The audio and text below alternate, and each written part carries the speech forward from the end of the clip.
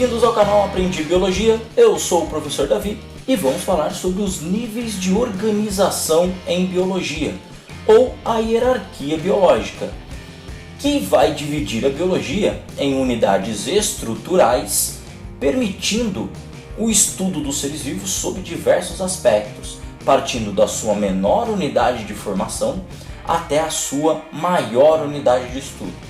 Ou seja, é uma maneira de entendermos como a biologia está agrupada.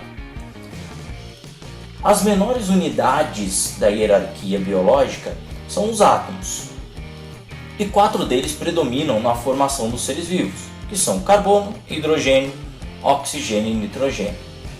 Sabemos que existem partículas menores, mas os átomos já mantêm as propriedades dos elementos que são necessários para a compreensão biológica. Quando esses átomos e alguns outros se agrupam, formam as moléculas, que podemos classificar como inorgânicas, como no caso da água,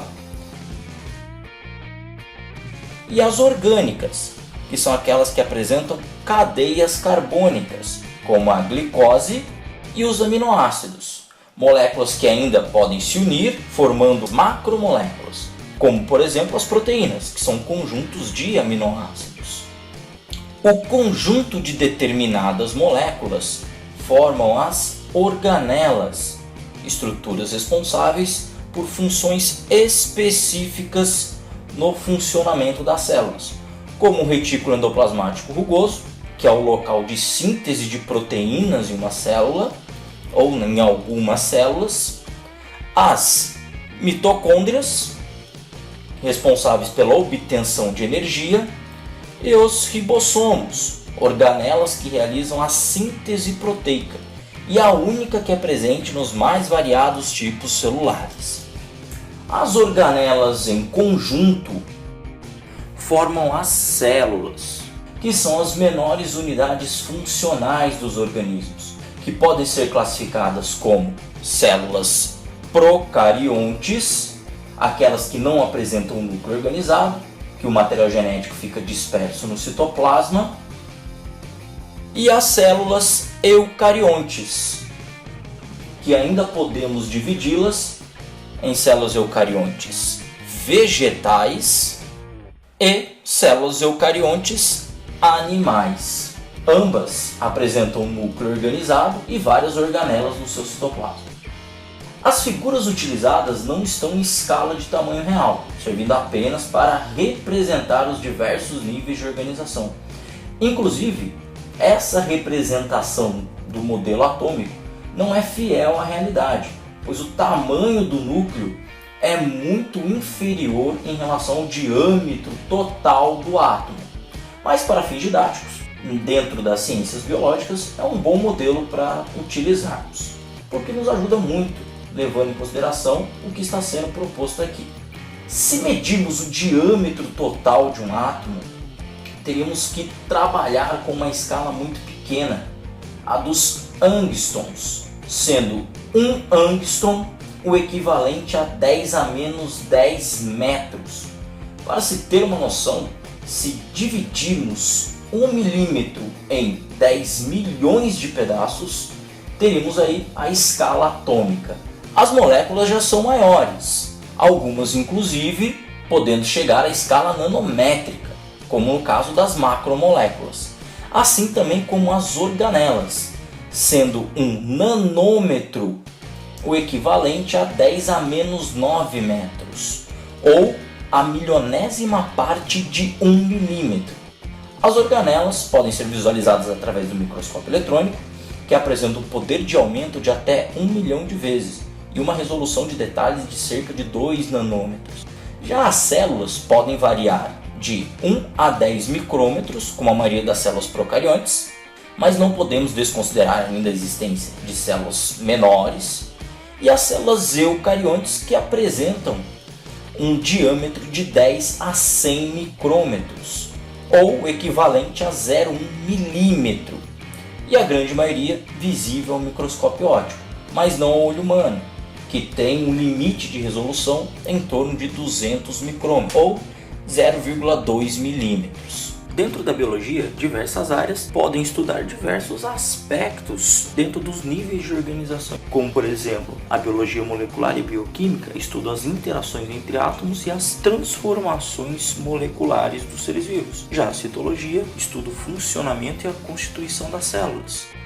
Já um conjunto de células forma um tecido, como por exemplo, um conjunto de neurônios irão formar o tecido nervoso, aqui representado de maneira gráfica, mas que ao microscópio óptico vemos dessa maneira quando corados. Ou também, como exemplo, o conjunto de células clorofiladas de uma folha vegetal, formando o tecido parenquimático ou parênquima clorofiliano. É o tecido das folhas responsável pela fotossíntese. A área da biologia que estuda os tecidos é a histologia. Já o conjunto de tecidos forma os órgãos, como o cérebro, coração, os ossos, as artérias, a pele. E isso acontece também nas plantas, como a formação de órgãos vegetais, como a raiz, o caule, as flores e as folhas.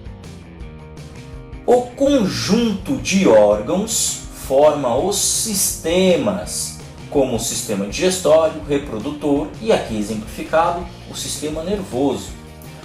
Os vegetais também têm sistemas, como o sistema de condução de seiva bruta, que é o sistema de condução de água e sais minerais do solo até as partes mais altas do vegetal. O conjunto de sistemas forma então os organismos, unidade dotada de vida que interage com o meio de forma ativa. Portanto, uma planta é um organismo vivo.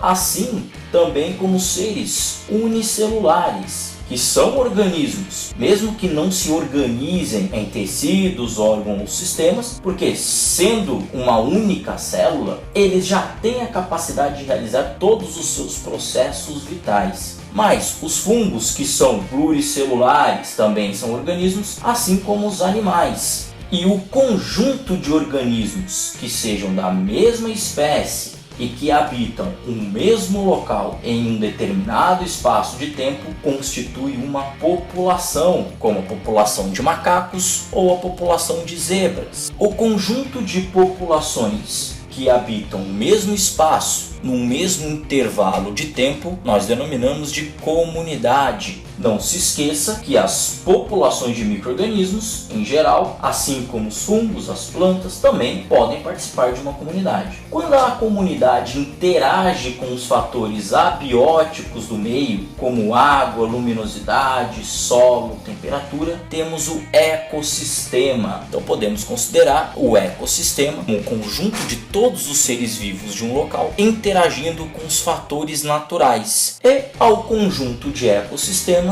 damos o nome de biosfera, que seria então um conjunto de todas as áreas biologicamente habitadas do planeta. A área da biologia que estuda desde o organismo até a biosfera é a ecologia. Vimos então os níveis de organização da sua menor unidade à sua maior unidade. Fomos aumentando a complexidade organizacional dos seres vivos. E aí, aprendeu? Então ficamos por aqui e valeu, gente, até nosso próximo vídeo.